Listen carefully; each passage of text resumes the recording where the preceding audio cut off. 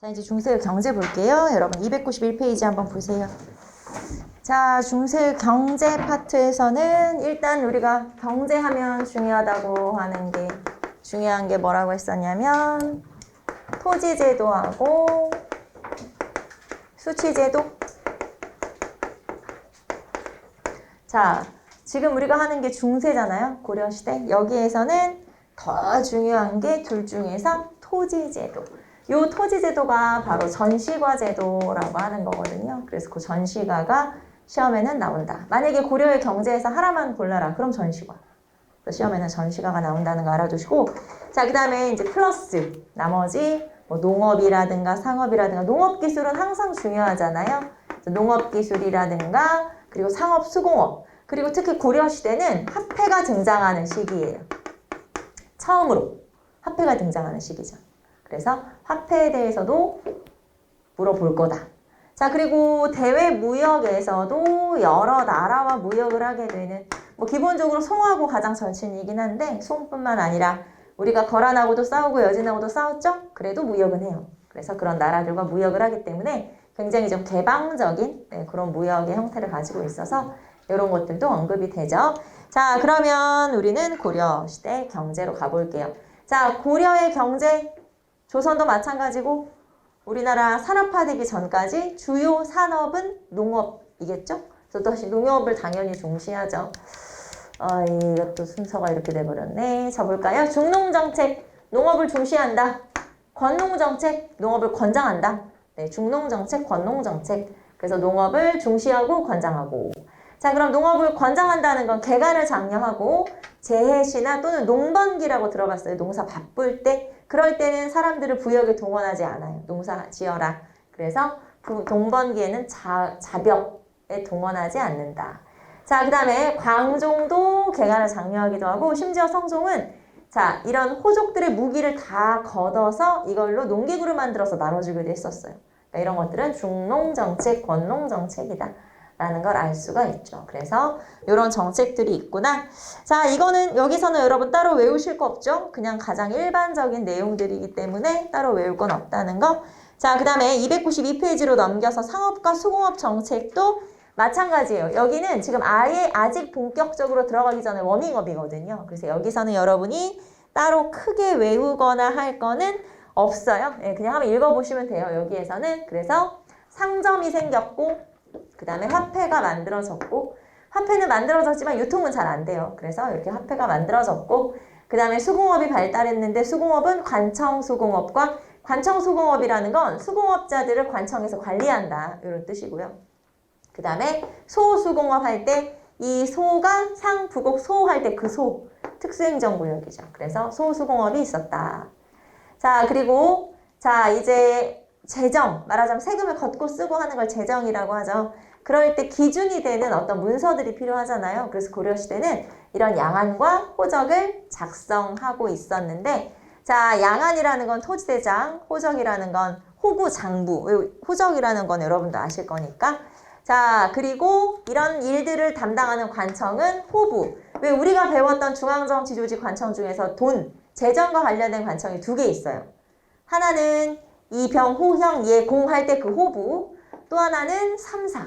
그래서 이렇게 2개를 우리가 이미 배웠었고, 자, 그러면 주로 뭘 하는 곳이냐? 호부는 육부 중에 하나죠. 여기에서는 주로 세금의 기준이 되는 이런 아까 우리 양안과 호적을 작성하는 역할을 하고, 자, 그러면 여기서 기준을 마련을 했으니까 삼사라고 하는 기구에서는 실제 돈이 들어오는 역할을 하는 거죠. 들어오고 나가고. 그래서 화폐와 곡식의 출납, 들어오고 나가고 화폐와 곡식의 출납을 담당하고 있다. 그게 바로 3사. 그래서 여기서는 여러분이 재정과 관련된 관청은 2개 있구나.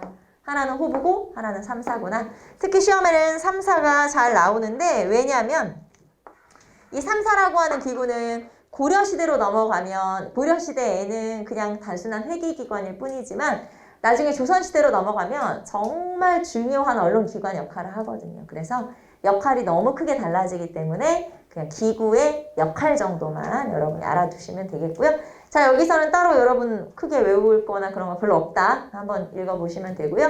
자, 그 다음에 넘어갈게요. 자, 이제 수치제도로 넘어갈까요?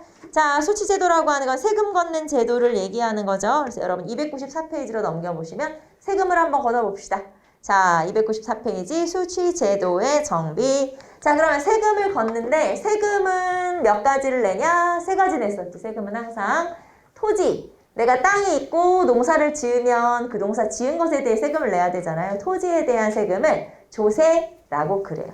자, 토지세, 조세. 자, 그러면 세금을 내는 비율이 얼마냐? 보통 전체 수확량의 한 10분의 1 정도를 내죠. 보통 그렇게 내죠.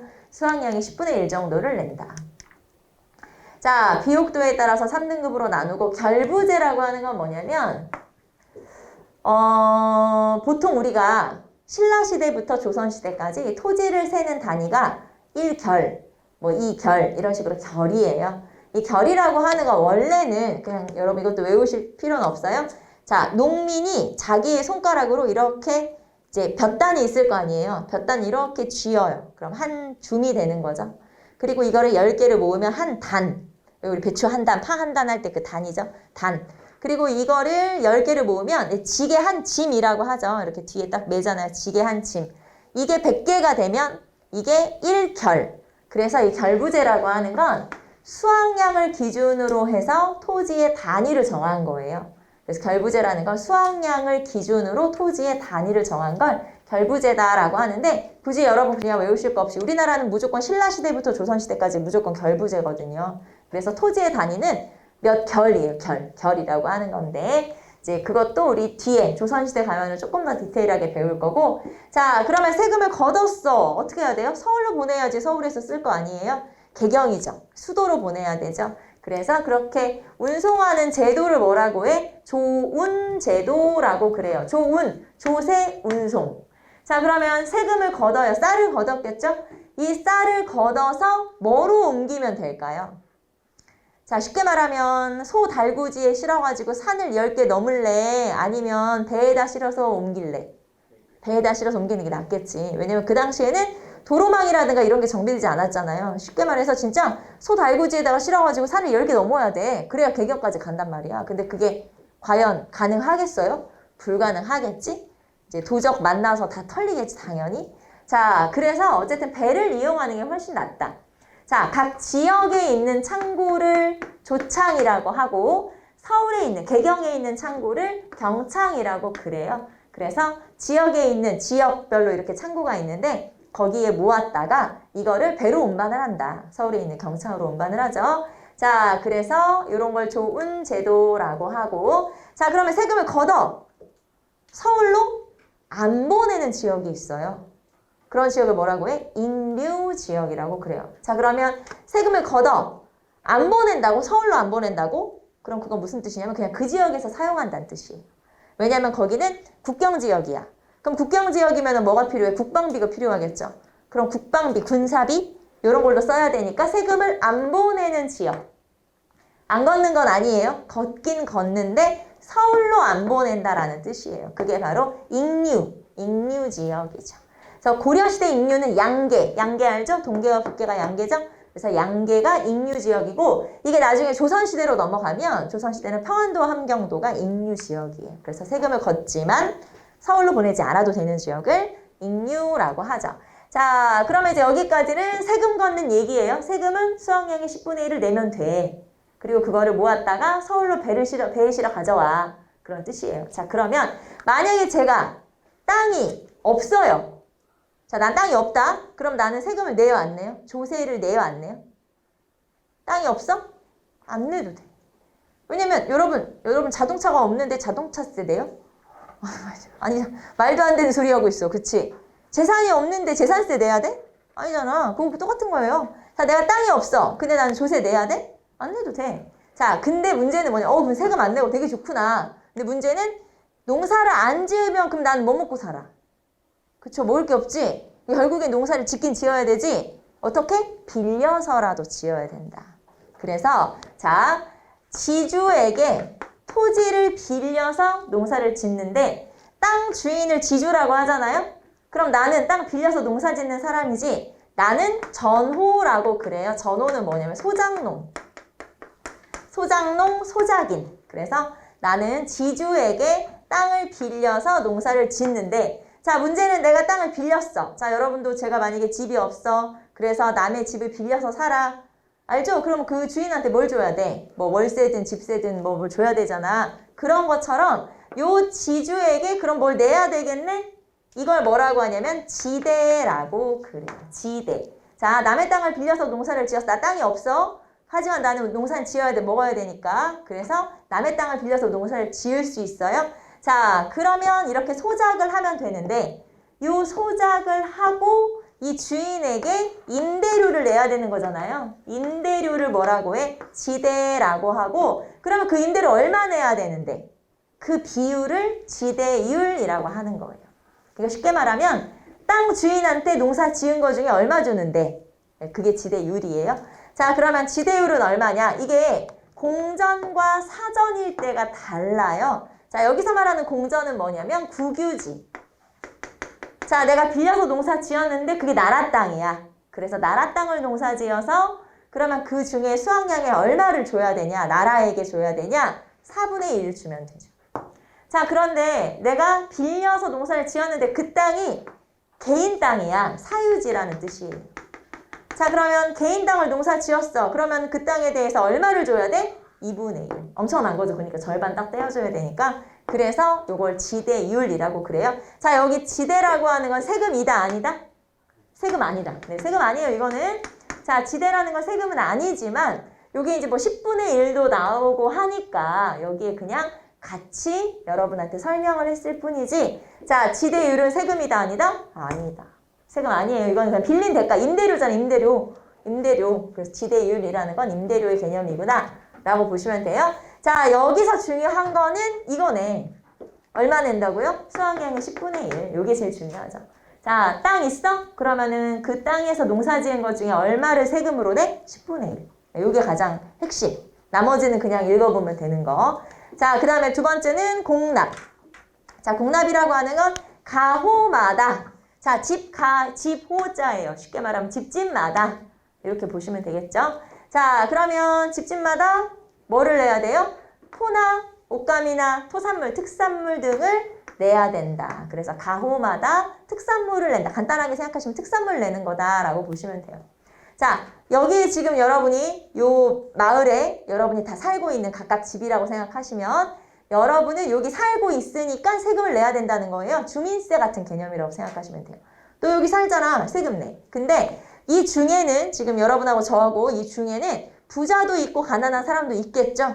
근데 그런 거에 상관없이 다 내야 되는 거예요. 그러니까 제가 만약에 정말 가난한 농민이어서 땅도 없어. 나는 조세도 안 내. 땅도 없어. 그러면 나 같은 경우는 조세, 토지에 대한 세금을 내는 게 힘들까요? 아니면 공납을 나라에 내야 되는 게 더 힘들까요? 자, 나는 정말 가난해. 그러면 나는 조세는 안 내도 되잖아요. 그렇지만 공납은 내가 가난해도 내긴 내야 되지. 그러니까 나한테는 뭐가 더 내는 게 힘들어? 공납이 힘들지. 그래서 여기 보시면 조세보다 큰 부담이라고 하는 게 그런 뜻이에요. 토지는 없으면 안 내도 되지만 공납은 내야 되거든. 어떻게든 내야 되거든. 부자랑 비슷하게. 그러니까 나는 뭐가 더 힘들어? 공납이 더 힘들다. 또 조세보다 큰 부담이다라는 건 그런 뜻이에요. 자, 그 다음에 운영 보시면 상공, 별공. 상공은 항상 내는 거. 매년 내는 거. 세금은 매년 내는 거예요? 매년 내는 거. 별공은 말 그대로 별도로 내는 거. 이렇게 보시면 되죠. 가끔 내는 거. 그래서 세금은 이렇게 맨날 내는 상공이랑 가끔 또 내라고 하면 내야 되는 별공이랑 이렇게 존재를 하는구나 라는 거. 자, 그리고 너무 가난한 경우에는 이런 경우도 있어요. 특산물 같은 경우는 또 왜 들쑥날쑥 하잖아요. 났다가 또 안 났다 이럴 수도 있으니까 이런 경우에는 내가 너희들 대신에 세금을 낼 거야. 너희들은 나한테 나중에 줘. 근데 이제 문제는 내가 여러분한테 사기치고 더 많이 받아간다는 거. 이제 그런 게 문제죠. 그런 걸 방납이라고 그래요. 그래서 이런 식으로 중간에 농민들이 이제 쉽게 말하면 원래 내야 되는 것보다 더 많이 내야 되는 그런 경우도 존재한다. 이런 얘기죠. 자, 여기서 중요한 건 가호마다 특산물을 내라고 하는구나. 이게 중요하죠. 자, 넘어가 볼까요? 그 다음에 역. 자, 세 번째 세금은 역이에요. 역. 자, 역은 16에서 60세까지의 정남. 정남은 양인 남자를 얘기해요. 자, 자, 양인 남자가 군대를 가는 거거나 아니면 노동력을 제공한다. 그래서 종류를 보시면 군역. 군역은 그냥 남자, 성인 남자가 군대 가는 거. 그런 걸 군역이라고 하고, 자, 그 다음에 요역은 가호에 부담한다. 가호는 이제 집집마다 사람들을 동원해서 뭐 성을 쌓거나 길을 닦거나 이렇게 이제 노동력을 제공하는 걸 요역이라고 하죠. 그래서 군역과 요역이다. 여기서 중요한 건 요거예요. 몇 살부터 몇 살까지? 16에서 60세. 어떤 책에는 또 59세라고 나오기도 하는데 상관없어요. 만으로 하면 또 59세고 또 이렇게 되니까 그래서 59세라고 해도 돼. 상관없어. 59세라고 해도 되고 60세라고 해도 되고 상관없으니까 굳이 뭐 그거 따로 신경 안 쓰셔도 된다는 거. 자, 그래서 세금은 세 가지. 자, 조세는 토지에 대한 세금 수확량 10분의 1. 공납은 가호마다 특산물. 자, 그리고 역은 16에서 60세까지의 양인 남자들이 군역 요역을 담당하는 거. 이렇게 구분을 좀 하시면 되고, 사실 지금 우리가 배웠던 이 내용들은 통일신라 시대에 배웠던 거랑 거의 비슷해요. 그리고 조선시대 가정 또 비슷해. 그래서 거의 비슷비슷하다라는 거 정확히 기준을 좀 알아두시면 되겠죠. 자, 그 다음에 우리는 토지제도로 넘어갑시다. 오늘 배운 것 중에 가장 중요한 건 이거랬죠. 토지제도. 그래서 토지제도로 한번 가보도록 할게요. 자, 토지제도라고 하는 건 뭐냐면 나라에서 공무원들한테 월급으로 토지를 주는 거예요. 자, 근데 제가 토지를 준다고 했지만 실제로는 이런 거죠. 우리가 원래 전에 이런 거 기억나요? 왕토사상 기억나요, 여러분? 고대 할 때 왕토사상. 자, 왕토사상이 무슨 뜻이라고 했냐면 모든 토지는 다 누구 거야? 왕 거야. 그치? 자, 그래서 왕토사상이라는 게 있어. 하지만 실제로는 모든 토지가 왕 거예요? 아니에요? 아니에요. 자, 실제로는 왕의 토지야 전체 나라가 전부 다? 아니거든. 왜냐면 민전이라고 해서 개인의 사유지가 다 존재하죠. 쉽게 말하면 주인이 다 따로 있던데? 그럼 다 왕의 게 아니네? 맞아요. 그래서 실제로는 이 왕토사상은 그래서 우리가 뭐라고 했냐면 생각만 그런 거야. 관념이라고 했죠. 관념. 자, 그래서 관념상 그런 거야 라고 얘기했고, 자, 그렇기 때문에 실제 나라가 왕이 가진 건 소유권이 아닌 거예요. 이 땅이 진짜 왕께 아니니까 소유권이 아니네. 그 대신에 사람들은 이 땅이 왕의 거라고 생각을 하고 있기 때문에 생각만 그러기 때문에 그래서 나라에 뭐를 내죠? 우리가 세금을 내죠. 자, 그러면 결국 왕이 가지고 있는 건 국가가 가지고 있는 건 이 땅 전체를 다 소유하고 있는 게 아니고 세금을 거둘 수 있는 권리를 가지고 있는 거예요. 무슨 말인지 알겠죠? 세금을 다 거두니까 나라에 세금을 걷잖아요. 자, 세금을 거둘 수 있는 권리를 뭐라고 하냐면 수조권이라고 그래요. 자, 그러면 결국에는 나라가 가지고 있는 건 소유권이 아니고 수조권이기 때문에 공무원들한테 월급으로 뭐를 나눠주는 거냐? 나라가 가지고 있는 걸 나눠주겠죠? 그게 바로 소유권이 아니고 수조권을 나눠주는 거예요. 그러니까 이런 거죠. 자, 이제 개념을 한번 이해를 해보세요. 자, 농민 A가 있어요. 농민 A라는 사람이 있고 이 농민 A가 이만큼의 땅을 가지고 있어요. 이거는 농민 A 땅. 이거는 이제 사전이라고도 하고 민전이라고도 그래요. 개인의 땅이니까. 자, 그럼 농민 A가 이 땅을 가지고 있어요. 그러면 이 농민 A는 세금을 누구한테 내야 되죠? 세금을 국가한테 내겠죠. 그쵸? 세금을 국가에게 내요. 자, 그런데 국가가 관리 B라고 하는 사람에게 토지로, 월급으로 뭐를 줬냐면 농민 A가 가지고 있는 이 땅에 대한 수조권을 관리에게 준 거예요. 관리 B라는 사람에게 준 거죠. 수조권을 지급을 한 거예요. 월급으로 지급을 한 거죠. B에게. 자, 그러면 그 전까지는 농민 A가 세금을 누구한테 내고 있었죠? 국가에. 그쵸? 국가에 세금을 내고 있었죠? 자, 국가에 세금을 내고 있었는데 이제는 나라에서 관리 B라는 사람에게 이 땅에 대한, 내가 가진 땅에 대한 수조권을 준 거잖아요. 월급으로 준 거잖아요. 그러면 나는, 농민 A는 세금을 이제 국가에 내는 게 아니고 누구한테 내면 돼요? 수조권을 가진 사람한테 줘야 되니까 관리 B에게 세금을 내면 된다. 이 개념을 이해하고 계시면 돼요. 아, 세금을 내가 수조권을 원래 국가가 가지고 있었으니까 나라에 내다가 자, 이제 나는 내 땅에 대한 수조권을 가진 관리 B에게 세금을 내면 되는구나. 그럼 그 세금이니까 이게 조세니까 수확량이 얼마를 내면 되죠? 10분의 1. 맞아요. 10분의 1을 내면 되는 거예요. 그러면 이 공무원은 나한테 10분의 1씩을 받아가면 되죠. 이게 이 사람 월급이라고, 연봉이라고 생각하시면 돼요. 말하자면 1년 동안 하는 거니까 연봉이다. 이렇게 생각하시면 돼요. 이해됩니까? 요 개념. 그래서 요 토지를 나눠준다라고 여러분하고 제가 그렇게 표현은 하지만 실제로 나라에서 토지의 소유권을 준 적이 있다 없다? 없다. 실제로는 뭘 주는 거예요?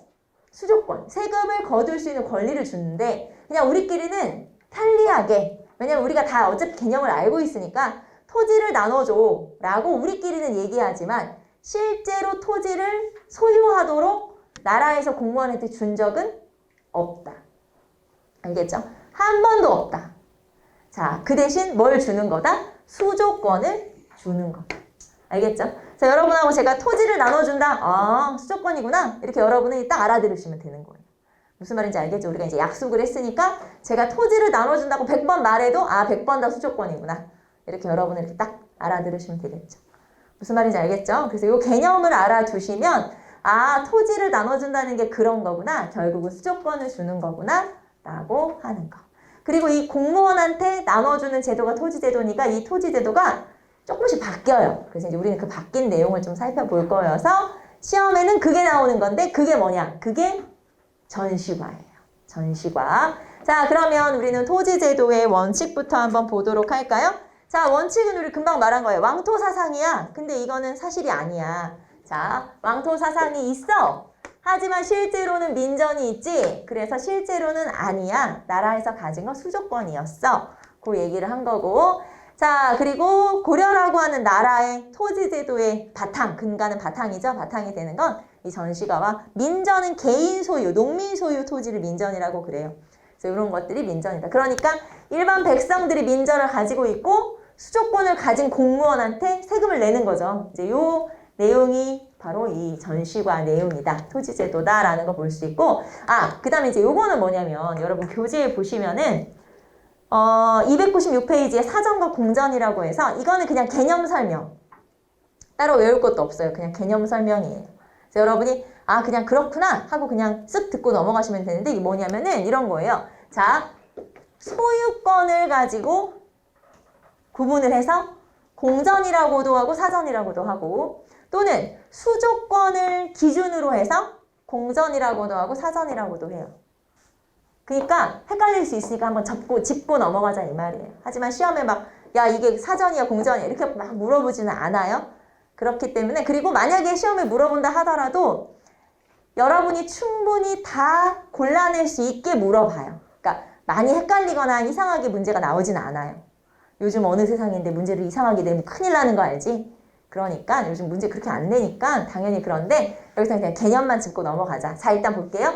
자, 소유권을 기준으로 공전이라고 하면 이거는 국유지를 뜻하는 거예요. 나라 거 이런 뜻이고 자, 그럼 사전이라고 하면 당연히 개인 거, 사유지를 말하는 거죠. 그래서 이 공전과 사전은 누구 거냐, 토지가 누구 거냐를 가지고 이렇게 나눌 수가 있고 자, 그 다음에 수조권을 가지고 나누면 자, 공전이라고 하는 건 이 수조권을 국가가 가지고 있는 땅을 말하는 거예요. 그래서 국가가 수조권을 가진, 그러니까 세금을 누가 걷는 토지? 국가가 걷는 토지 이런 뜻이고 자, 사전은 개인이 수조권을 가진 토지. 여기서 말하는 개인이라는 건 이제 거의 공무원이겠죠. 그래서 아, 월급으로 공무원이 받은 거구나 이렇게 생각하시면 돼요. 그래서 여기서는 이제 사전이라고 표현하는데 그럼 만약에 시험에 나오면은 이 공전이라고 할 때는 그럼 이거 공전이에요? 이거 공전이에요? 여러분이 그렇게 헷갈릴 수도 있다. 근데 아까 말했죠. 그렇게 헷갈리게 문제 안 나온다고.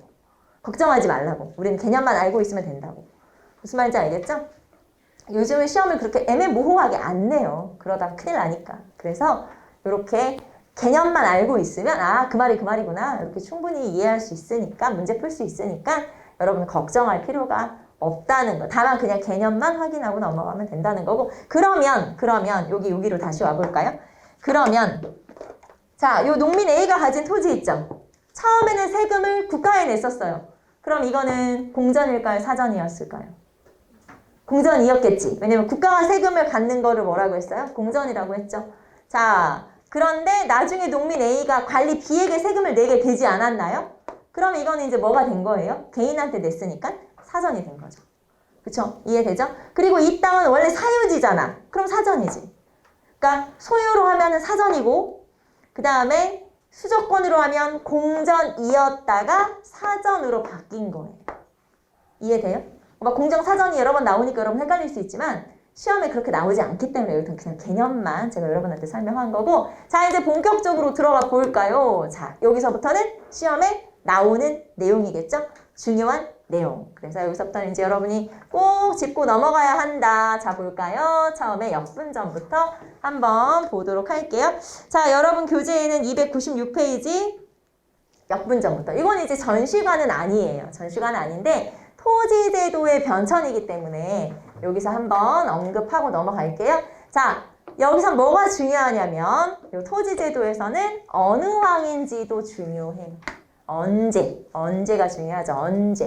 그 다음에 중요한 건 특징인데 특징 중에서는 이제 기준이 있어요. 누구한테 주냐. 그 기준이 중요하죠. 자, 그러면 태조 때부터 볼까요? 역분전. 자, 역분전은 누구한테 주는 거냐? 후삼국을 통일하는 과정에서 왜 태조 왕건이 막 전쟁을 하잖아요. 막 후고구려 멸망시키고 그 다음에 신라는 도와주고 후백제는 멸망시키고 막 이런 거 하잖아요. 그런 전쟁을 하는 과정에서 공을 많이 세운 사람들한테 토지를 나눠준. 자, 그런 거를 우리가 역분전이라고 하죠. 후삼국 통일에 기여한 공신인데, 자, 여기 보시면 이제 기준이 중요하댔어요. 여러분 이걸 알아두시면 돼요. 공훈과 인품을 고려해서 토지를 줬다. 공훈이 뭐예요? 말 그대로 누가 공을 얼마나 세웠는지를 말하는 거죠. 인품은 뭘까요?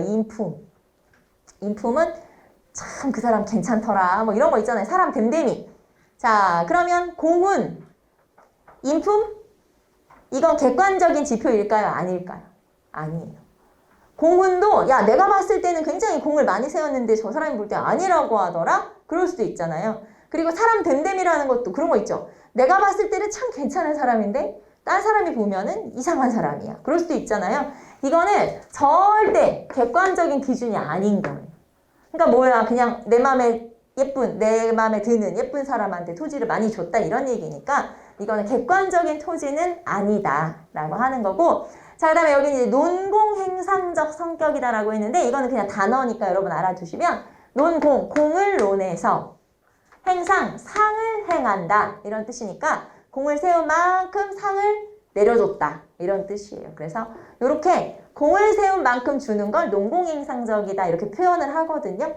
자 어쨌든 여기서 중요한 건 이거죠. 자 태조 때 역분전 그리고 인품과 공훈을 기준으로 했기 때문에 절대 객관적이지는 않다. 마음대로 준 거구나.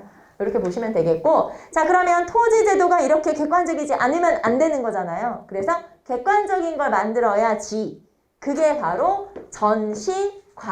전시과라고 하는 토지제도를 만들었는데, 자 여기 보시면은 시정전시과니까 무슨 뜻이겠어요? 시작이란 뜻이겠죠. 그래서 전시가를 시작했어. 처음 했어. 요거를 시정전시과라고 하고, 자 시험에는 뭐가 나오냐면 어느 왕 때냐 이 왕하고 연결하는 게 중요해요. 그래서 경종은 우리가 그냥 슬쩍 넘어갔었는데 왕 중에서 누구냐면 광종 다음 왕이 경종이에요. 그래서 경종 때 광종이 왜 여러 가지 정책들 되게 많이 해놨잖아요. 왕권 강화 이런 거. 그 다음 왕인데 요 경종 때는 왜 그런 거 있죠. 처벌받았던 공신들이죠. 쫓겨났던 공신들. 광종 때문에 쫓겨났던 공신들. 이 사람들을 다시 등용을 하면서 좀 표현이 좀 그렇긴 한데 복수할 수 있게 허용을 해준 거예요. 사적 복수를 허용해 준 거예요. 그럼 어떻게 됐겠어? 나라가 엉망진창이 됐겠지. 막 복수하고 막 난리 났겠지? 그래가지고 이런 거를 이제 우리 책에는 뭐라고 표현했냐면 반동정치라고 표현을 했어요.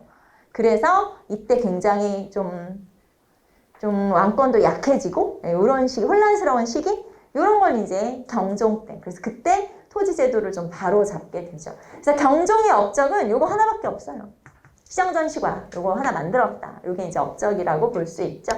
자, 그러면 특징을 한번 볼 건데, 자, 일단 고려의 토지제도를 우리가 전시과라고 하잖아요. 자, 전시과라고 부른 이유는 전지와 시지를 나눠주기 때문이에요. 그러니까 두 개를 주는 거야. 토지를 두 개씩 받아. 자, 그런데 이 두 개는 뭐냐? 전지라고 하는 건 곡식이 나는 토지. 시지라고 하는 건 땔감이 나는 토지. 그러니까 곡식이 나는 토지니까 이거는 농경지에 대해서 세금을 걷는 권한을 준 거겠죠? 그 다음에 땔감이 나는 땅이면 이거는 이제 임야라고 하잖아요. 야산. 뭐 약간 임야, 산비탈 뭐 이런 거를 말해요. 그래서 어쨌든 전지와 시지 두 개를 줬어? 그래서 전시과라고 하고. 자, 그 다음에 두 번째는 수조권을 지급한 거예요. 자, 수조권을 지급한 거다? 그러면 뭐를 준 게 아니구나? 소유권을 준 게 아니구나. 우리가 아까 얘기했던 그 내용이죠. 소유권을 준 게 아니네. 수조권만 준 거네. 자, 그리고 이 수조권은 세습이 불가해요. 그러니까 원칙적으로는 세습이 불가한 거죠.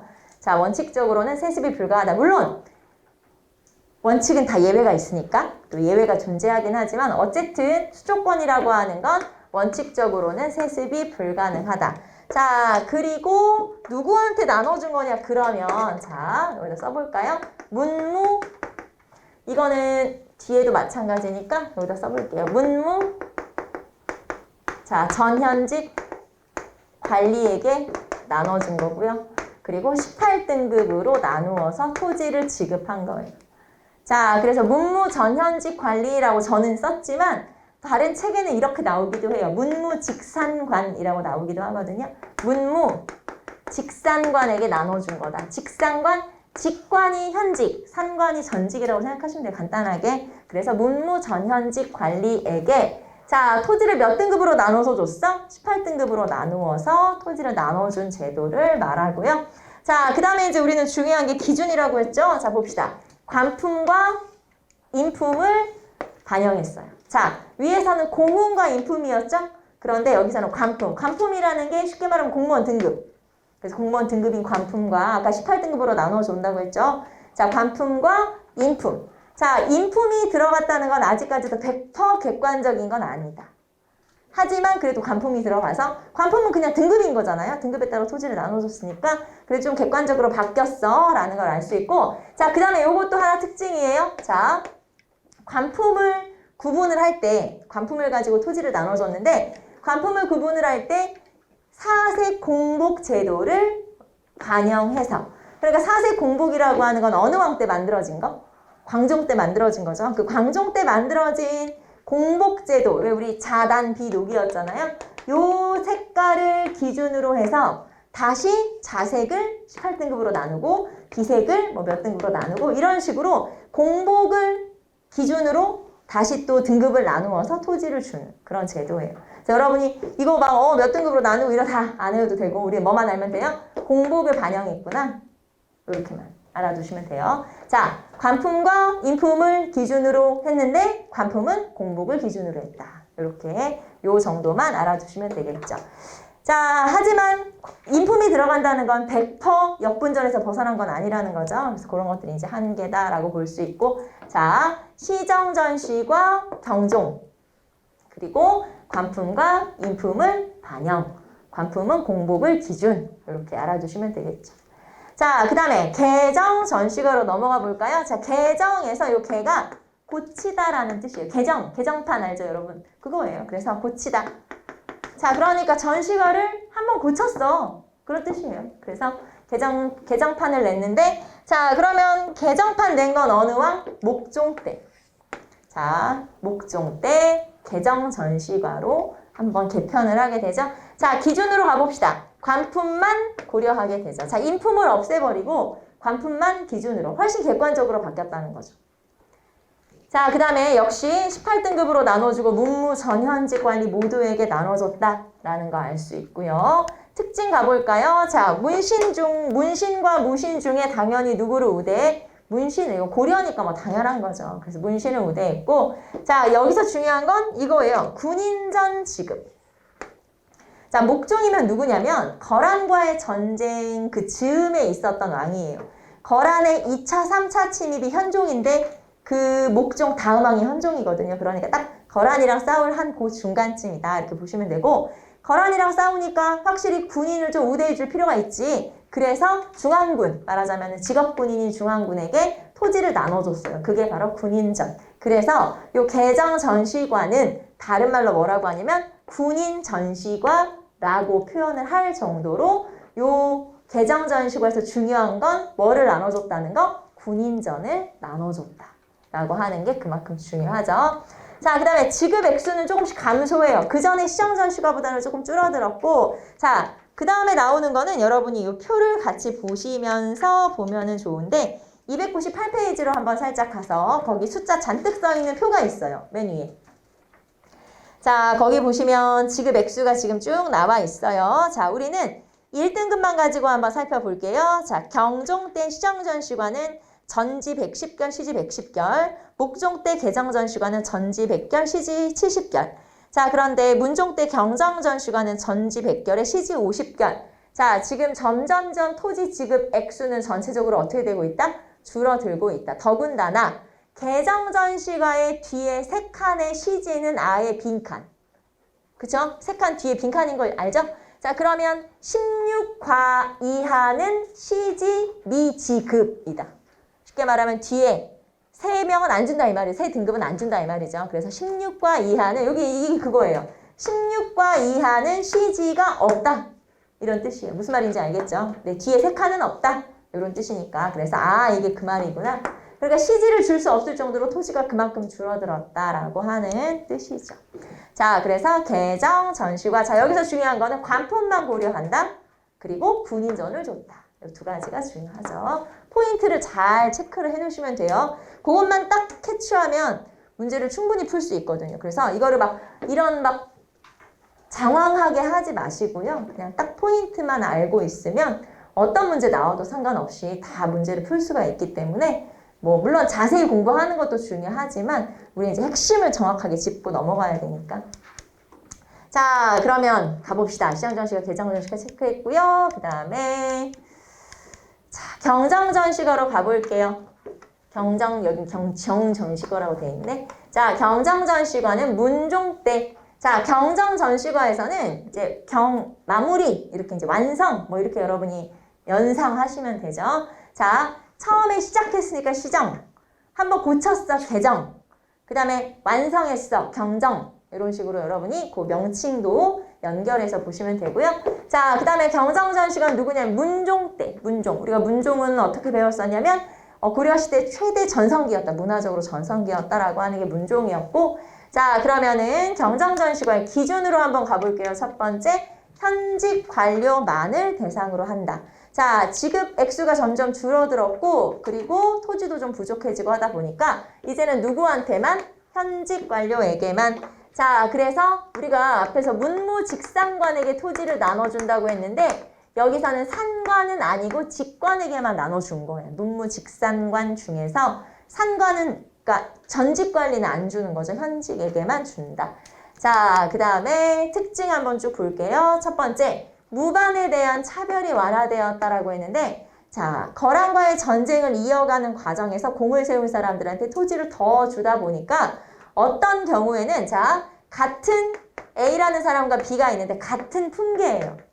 근데 문관과 무관 중에서 어떤 경우에는 공을 세운 사람을 우대하다 보니까 이거 무관에게 더 많이 주는 경우도 가끔은 생기더라. 그게 바로 문무차별이 완화되었다. 자, 그러면 문무차별이 완화되었다라는 거 우리는 이렇게 표현해도 되나요? 무신에 대한 대우가 좋아졌다. 그쵸? 똑같은 표현이죠? 무신에 대한 대우가 향상되었다. 자, 차별이 줄어든 거나 무신에 대해 대우를 더 잘해준 거나 똑같은 표현이죠. 그래서 우리 시험에는 이렇게 표현을 할 수도 있고 이렇게 표현을 할 수도 있고. 한국사는 서술형으로 문제가 나오기 때문에 단답형만 나오는 건 아니잖아요. 그래서 여러분이 이렇게 표현해도 맞는 뜻이고 이렇게 표현해도 맞는 뜻이라는 것도 알아두시면 되죠. 같은 말이죠, 결국에는. 자, 그 다음에 두 번째는 한회과를 폐지하게 돼요. 한회과. 자, 여러분 한회과 폐지 한번 체크해 볼까요? 자, 여러분 297페이지 보시면 한회과 폐지라고 되어 있어요. 한회과 소멸. 자, 한회과가 뭐냐면 이런 거예요. 자, 우리가 토지를 나눠주는데 몇 등급으로 나눠서 토지를 나눠준다고 했냐면 18등급으로 나눠서 토지를 나눠준다고 했죠. 말하자면 공무원 등급을 18등급으로 나누고 말하자면 공무원 등급이 18등급인데 이거는 이거죠. 정일품부터 종구품까지 하면 18등급이 돼요. 그래서 이렇게 18등급으로 나누어서 토지를 나눠주는데 그러면 공무원 중에서 요 18등급에 들어가지 않는 이외의 공무원들도 존재를 해요. 우리 현대에서도 어떤 공무원들이 있었냐면 여러분 10급 공무원 있었던 거 알아요? 처음 들었죠? 10급 공무원이 있었어요, 예전에. 그래서 예를 들면 뭐 기술직이라든가 이런 그런 공무원들은 10급 공무원이 있었어요. 근데 지금은 이 사람들이 전부 다 9급으로 포함이 됐어요. 한해거도 마찬가지예요. 자, 이렇게 18등급 이외의 사람에게 주던 거를 한해가라고 했어요. 그런데 공무원 체제를 개편을 하면서 이렇게 18등급 이외의 공무원들을 전부 다 18등급으로 편입을 시켰어요. 아까 10급이 9급으로 편입이 된 것처럼. 무슨 말인지 이해되죠? 그래서 한해가라고 해서 18등급 이외의 사람들한테 주는 토지를 한해가라고 했었는데 이게 이제 없어진 거지. 왜냐면 다 포함을 시켰으니까. 이해되죠? 그래서 한해가 소멸. 자, 제가 의미를 설명했지만 우리는 뒤집어서 뭐만 알면 돼요? 한해가 소멸 언제야? 무슨 전시과야? 경정전시과야. 그걸 기억하시면 돼요. 제가 자세히 의미를 설명을 했지만 여러분 이제 이해를 했으니까 우리는 시기만 알면 된다. 시험에는 시기를 물어보니까. 자, 그래서 한해가 소멸은 경정전시과구나. 이렇게 알아두시면 되겠죠. 자, 그 다음에 15과 이하는 시지, 미지급. 이거 무슨 말인지 알겠죠? 아까는 3칸 못 줬는데 이제 4칸 못 줘. 시지는 4칸 못 준다, 뒤에. 그래서 4칸이 없다. 18, 16, 17, 16, 15니까 15가 이하는 시지가 없어. 그런 뜻이고. 자, 그 다음에 새롭게 지급하기 시작한 토지들이 있어요. 현직 관리들한테만 주다 보니까 그렇게 이제 남는 토지들을 새로운 공무원들한테도 나눠줬다. 자, 그래서 새롭게 받게 된 사람들이 그런 토지가 공음전, 별사전, 무산계 전시 이런 것들이다. 자, 그럼 봅시다. 공음전이라는 건 오품 이상의 고위관리에게 지급하는 토지. 오품 이상의 고위관리에게 지급하는 토지로 문벌귀족의 배경이 되기도 했다. 앞에서 우리가 뭐 이자겸의 난 할 때 문벌귀족 나왔죠? 그 문벌귀족들에게 세습될 수 있는 토지이기 때문에 그래서 공음전. 자, 별사전이라고 하는 건 누구한테 지급하는 토지냐면 승려나 풍수지리업자. 승려나 풍수지리업자에게 지급하는 토지를 별사전이라고 해요. 그러니까 절에다가는 사원전이란 걸 주고 그 절 안에 있는 스님들한테는, 승려들한테는 별사전을 나눠주는 거예요. 자, 그 다음에 무산계 전시는 여러분 무산계 기억나요? 문산계, 무산계 우리 지난 시간에 했었죠. 중국은 문산계, 무산계가 문관, 무관. 그런데 고려 같은 경우는 무산계 전시, 무산계가 뭐냐면 향리, 노병, 압공, 여진의 추장, 귀화한 여진의 추장, 탐라의 왕족. 그래서 이런 사람들을 따로 무산계라고 했는데 그러면 이 무산계에게도 뭘 준 거예요? 토지를 나눠준 거다. 여기 무산계 전시 간단하게 설명하면 그래서 이렇게 좀 더 지급하는 대상이 넓어졌구나. 그게 바로 요 경정전시과고 자 그래서 여기에서는 뭐가 중요하냐? 공음전. 그래서 경정전시과를 다른 말로 공음전시과라고 부르기도 해요. 앞에서 우리가 개정전시과는 군인전시과라고 불렀던 것처럼 여기에서는 공음전시과라고 부르기도 한다. 자, 경정전시가 특징 현직에게만 준다. 한해가 없어졌다. 한해가 소멸했다. 무신에 대한 차별이 좀 줄어들었다. 그리고 공음전을 지급했다. 이런 것들이 특징이라고 볼 수 있죠. 자, 그런데 이렇게 전시과를 이렇게 18등급으로 나누어서 주다가 자, 이 전시과 제도가 전시과가 붕괴된 건 언제냐면 여기다 써볼까요? 전시과가 붕괴된 건 무신집권. 자, 이 무신집권기가 여러분 하극상의 시대였다는 거 기억나죠? 자, 등급은 낮아. 내가 무신인데 등급은 낮아. 근데 내가 최고 집권자가 된 거야. 그러면 공무원 등급표에 따라서 내가 월급을 받으면 그 월급이 성에 차겠어? 안 차겠어? 안 차겠죠. 왜냐면 나는 최고 집권자인데 근데 내가 등급이 낮다는 이유로 나한테 월급을 조금 준다고 생각해봐. 그럼 나는 마음에 안 들지. 자, 그럼 나는 차라리 땅을 다 뺏을 테다. 그래서 이렇게 땅을 뺏는다? 이런 걸 이제 대토지 소유, 뭐 대농장 경영 이렇게 표현하죠. 말하자면 무신 집권자들이 대농장을 소유하고 대토지를 경영하기 때문에 이렇게 공무원 등급표에 따라서 아까 우리 그 표에 따라서 이렇게 월급을 받는 건 아무 의미가 없어져요. 붕괴가 돼요. 자, 전시과 제도가 붕괴된 건 언제? 무신집권기에 붕괴가 된다. 그리고 그 대신에 자 그러면 전시과가 공무원 월급이라고 했는데 그러면 공무원 월급 주는 제도가 사라진 거잖아요. 그럼 공무원 월급은 뭘 줘? 설마 공무원 일 시키고 월급 안 주진 않을 거 아니에요. 그럼 공무원 월급 뭘 줘? 그래서 월급으로 뭘 주냐? 녹봉이라는 걸 지급해요.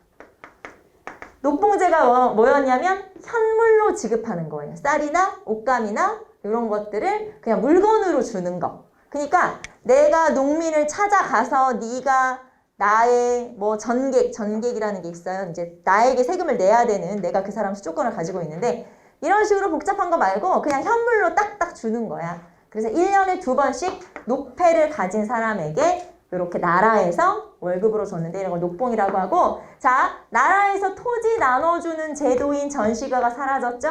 이제는 월급으로 뭘 줘? 녹봉을 줬었다. 그런데 문제는 녹봉이 부족하게 됐지. 자, 이제 녹봉이 부족해. 그럼 어떻게 해야 돼? 쉽게 말하면 나라의 재정이 어려워지지. 원간섭기 넘어가고 하면서 나라의 재정이 어려워지고 하니까 결국에는 녹봉도 없어. 줄 게 없어. 그래서 결국에는 다시 수조권을 지급하자. 경기도의 수조권을 중심으로 해서 이거를 월급으로 또 주자. 자, 그 전에 전시가가 없어졌죠. 수조권 주는 제도가 사라졌었어요. 그러다가 녹봉이 부족하니까 다시 수조권 주자. 그런 걸 녹과전이라고 그래요.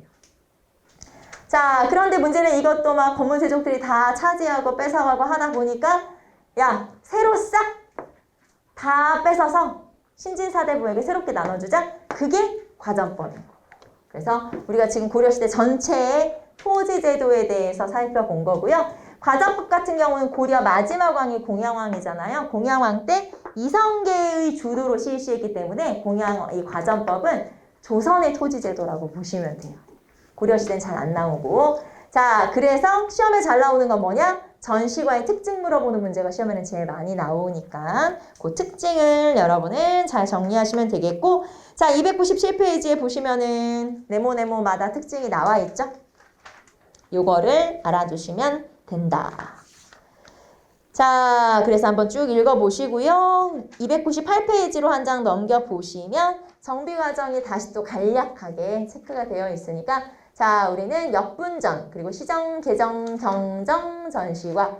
자, 그리고 전시과가 무너진 뒤에 녹봉만 주다가 녹봉이 모자라니까 다시 수조권 주는 녹과전. 그러다가 검은세족이 모두 차지하니까 싹 뺏어서 다시 나눠준 과전법. 이렇게 쭉 순서대로 한번 정리해 보시고, 시험은 특징 물어보는 문제가 제일 많이 나와요. 네, 그래서 그거 체크 한번 해보시면 되고, 자, 그 다음에 우리는 토지의 종류까지만 한번 마저 볼까요? 자, 토지의 종류. 토지 종류는 토지의 이름에 따라서 받는 대상이 달라져요. 그래서 그 예를 들면 공예전은 누구한테 준 거지? 그 다음에 내장전은 누구한테 준 거지? 이런 식으로 자, 받는 대상에 따라서 명칭이 달라지는데, 지금 여러분 제가 여기다 체크해 놓은 거 보이시죠? 내가 왜 체크를 했겠어? 시험에 잘 나오니까 체크를 했겠지. 자, 시험에 가장 잘 나오는 세 가지만 따로 뽑아서 체크했어요. 물론 시험에 요 세 개만 나온다는 건 아니에요. 어디서 나올지 몰라? 나도 몰라.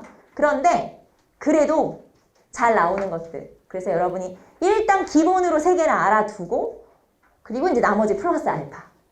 무슨 말인지 알겠죠? 그래서 기본만 나오는 건 아니잖아요. 플러스 알파도 나오잖아요. 나오긴 나와요. 나오긴 나오는데, 일단 여러분이 한국사 같은 경우는 한꺼번에 공부하는 거 아닌 거 알죠?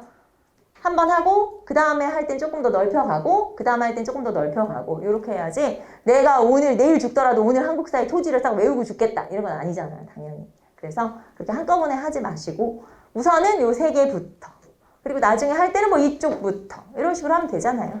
그래서 자, 한번 보시면은 과전이 전시과예요. 전시과라고도 부르고 과전이라고도 부르는데, 자, 내가 공무원이야? 그럼 나는 기본적으로 과전을 받아요. 과전이 전시과. 그래서 공무원 월급으로 나가는 게 과전. 자, 그 다음에 중앙과 지방의 관청에게 지급하는 게 공예전. 그 다음에 왕실에게 지급하는 게 내장전. 왕실도 뭐 운영비가 있어야 되니까 다 운영비죠, 이거는. 자, 그 다음에 학교에다가 주는 거 학전. 그 다음에 군대에다 주는 거 둔전. 자, 그 다음에 적전은 뭐냐면, 이건 여러분 교재 안 나올 수도 있는데, 적전이라는 건 왕도 백성들이 얼마나 농사짓기가 힘든지를 이 노고를 좀 알아둬야 되기 때문에 왕도 샘플로 토지를 좀 줘서 농사를 직접 지어보게 해요. 그러니까 왕이 진짜 발 걷고 가서 모내기, 그때는 모내기가 참 없었구나. 이때 농사를 지어보도록 하는 그 샘플 같은 토지가 있는데 그걸 적전이라고 그래요. 그래서 적전. 자, 그 다음에 공음전. 공음전은 5품 이상의 고위관리에게 월급으로 준 과정 플러스 보너스. 알죠? 보너스로 주는 거. 자, 5품 이상의 고위관리에게 주는 토지로서 세습이 가능하기 때문에 계속 이제 기반이 될 수 있다. 문벌귀족의 기반이 된다. 그게 공음전. 자, 그 다음에 공신에게 주는 건 공신전. 중앙군, 2군 6위의 중앙군이죠. 중앙군에게 주는 건 군인전. 그리고 향리에게 지급하는 거. 향리는 지방을 실질적으로 지배하는 세력이잖아요. 외역전. 그 다음에 구분전. 자, 구분전 볼까요? 구분전은 군인이나 하급 관료의 유가족에게. 그래서 여러분, 유가족 나오면 군인전이구나. 아니, 구분전이구나. 이렇게 생각하시면 돼요. 유가족은 구분전. 자, 그 다음에 한인전은 6품 이하의 하급 관료의 자제 중에서 아직 관직에 오르지 못한 자에게 지급한다.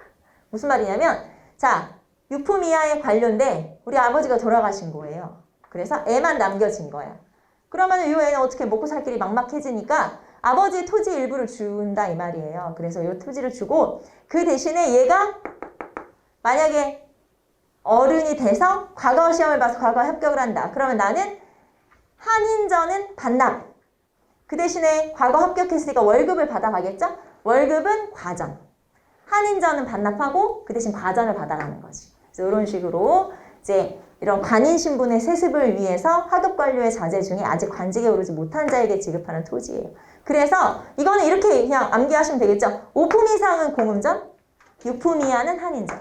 네, 그렇게 여러분 기억하시면 훨씬 외우기 쉽고, 사원전은 절, 사원이 절이니까 별사전은 승려나 풍수지리업자에게 지급하는 거죠. 그래서 구분전, 한인전까지 알아두시고, 자, 하나만 더.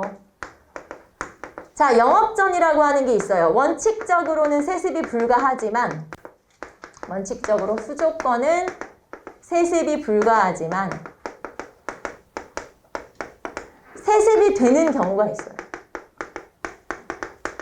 세습이 가능한 경우가 있어요. 그래서 세습이 가능한 경우가 뭐야? 그게 바로 내장전, 그 다음에 공음전, 공신전, 군인전, 외역전, 이런 것들은 세습이 가능해요.